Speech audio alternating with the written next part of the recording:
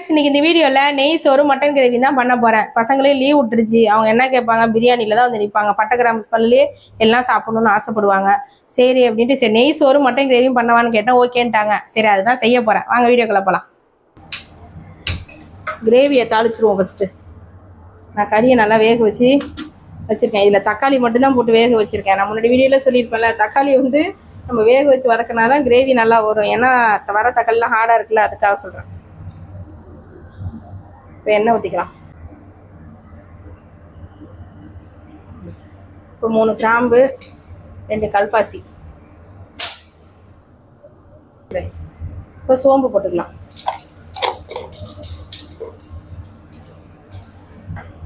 அப்புறம் வெங்காயம் வந்து நல்லா பொடியாக கட் பண்ணுங்க. அப்போ தான் கிரேவி நம்மளுக்கு நிறைய கிடைக்கும்.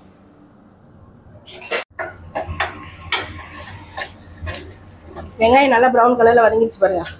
இப்போ நம்ம வந்து இஞ்சி பூண்டை போட்டுக்கலாம்.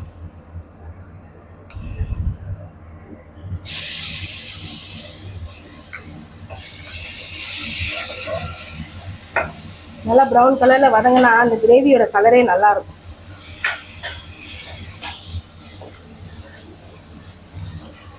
ஓகே, இஞ்சி பூண்டு வதங்கிடுச்சு. நம்ம தக்காளி போட்டுக்கலாம்.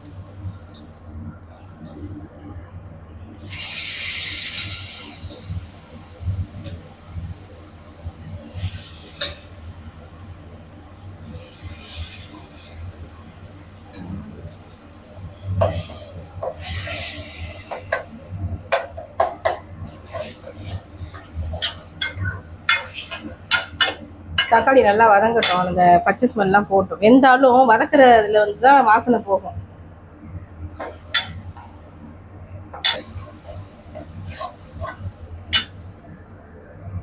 இதுக்கு மஞ்சள் தூள் போட்டுக்கலாம். அப்புறம் மிளகாத்தூள்.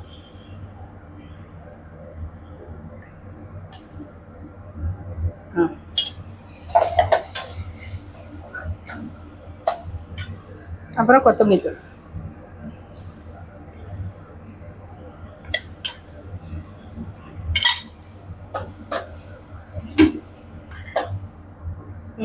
மிளகாத்தூள் மஞ்சள் தூள்லாம் நல்லா பச்சை வாசனை போயிடுச்சு.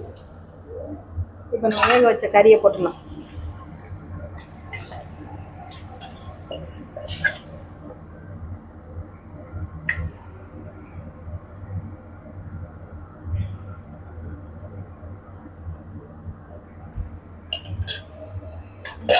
அப்புறம் உப்பு போட்டுக்கலாம்.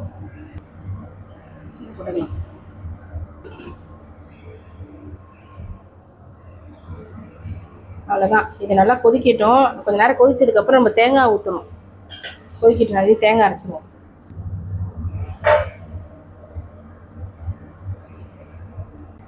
தேங்காய் வந்து நல்லா 4 கீத்து நல்லா பெரிய கீத்தாக வச்சுருக்கேன். ஏன்னா கிரேவி நம்மளுக்கு நிறையா வேணும் இல்லையா, அதனால் 4 கீத்து போட்டிருக்கேன். திருவி எடுத்திங்கன்னா ஒரு 1/2 மூடி இருக்கும். இப்போ மிளகு போட்டுக்கலாம். மிளகு ஜீரகம்லாம் தாராளமாக போடணும். அடுத்தது ஜீரகம், அப்புறம் சோம்பு. இது எல்லாத்தையும் சேர்த்து அரைச்சிட்டு வந்துடும். கிரேவி கொதிக்கிட்டோம். நம்ம நெய் சோறை தாளிச்சு விட்ருவோமா? அடுப்பு பற்ற வச்சாச்சு. நெய்யை ஊற்றுவோம்.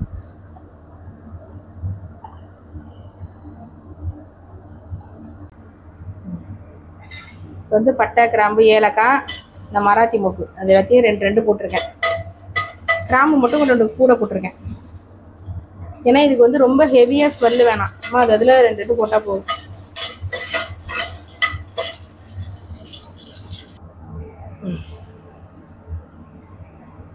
இப்போ முந்திரி பருப்பு போட்டுக்கலாம்.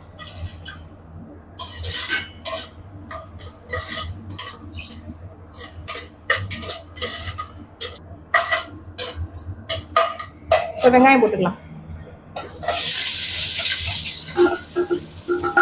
இதுக்கு நிறைய வெங்காயம் இருந்தால் நல்லாயிருக்கும். அதுதான் நிறையா போட்டோம்.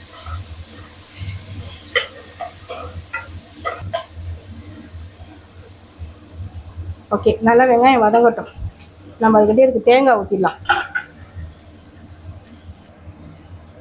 நல்லா திக்காயிடுச்சு. இப்போ தேங்காய் ஊற்றலாம்.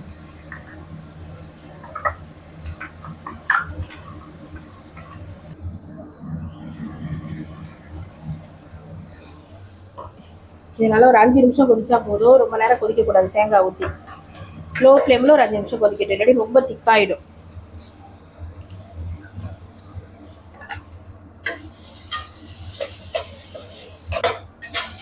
ஓகே, நல்லா வெங்காயம் வதங்கிடுச்சு. இஞ்சி பூண்டு போட்டுக்கலாமா? போதும்.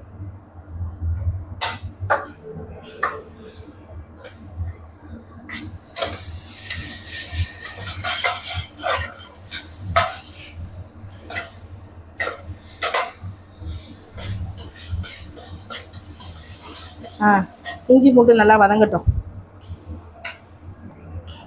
ஓகே, மட்டன் கிரேவி ரெடி ஆயிடுச்சு. ஆஃப் பண்ணிடலாமா? இஞ்சி பூண்டு நல்லா வதங்கிடுச்சு. இப்போ தக்காளி போட்டுருவோம். பச்சை மிளகாயும் போட்டுடலாம். தக்காளிலாம் அதுக்கு ரொம்ப வேண்டியதில்லை. நான் வந்து ஒரு 3 டம்ளர் செய்கிறேன்னா ஒரு டம்ளருக்கு ஒரு தக்காளிங்கிற மாதிரி போட்டிருக்கேன்.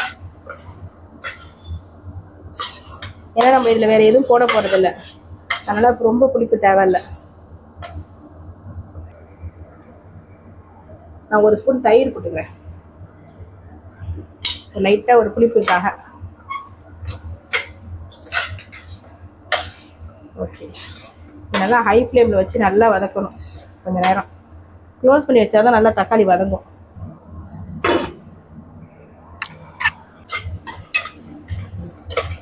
நல்லா தக்காளி நல்லா வதங்கிடுச்சு பாருங்க. இப்போ வந்து புதினா கொத்தமல்லி சேர்த்துக்கலாம். நான் நிறைய புதினா போடுறேன்.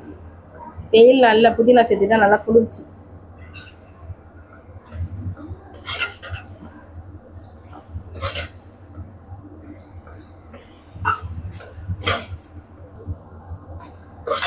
ஓகே, இது நல்லா வதங்கட்டும்.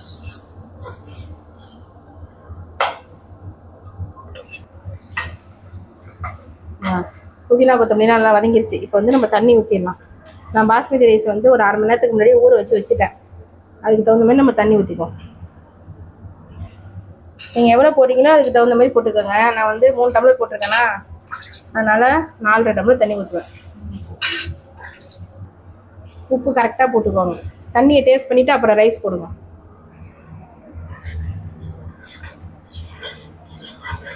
ஓகே, இதெல்லாம் கொதிச்சோடனே நம்ம அரிசியை போட்டுக்கலாம். தண்ணி நல்லா கொதிச்சிருச்சு. அரிசியை போட்டுருவோமா?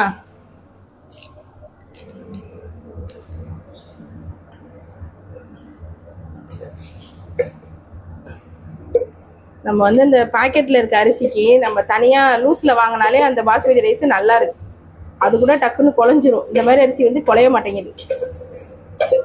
இது லூஸில் வாங்கினது தான். நல்லா நீள நீளமாக நல்லா இருக்கு இந்த ரைஸ். ஓகே, இது நல்லா ஒரு 3/4 அரிசி வந்தோடனே நம்ம தோசைக்கல்ல தம் போட்டுரும்.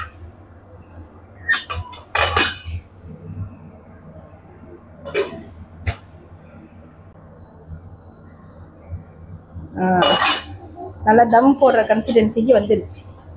இந்த அளவு ஒரு 70% வந்துருச்சு பார்த்தீங்களா? இப்போ வந்து நம்ம தோசைக்கல்ல வச்சுட்டா ரெடி. தோசைக்கல்ல ரெடி பண்ணுறேன்.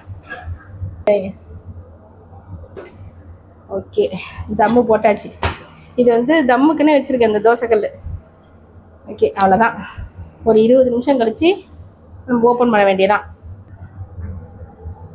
இது வெயிட் வச்சுருவோம்.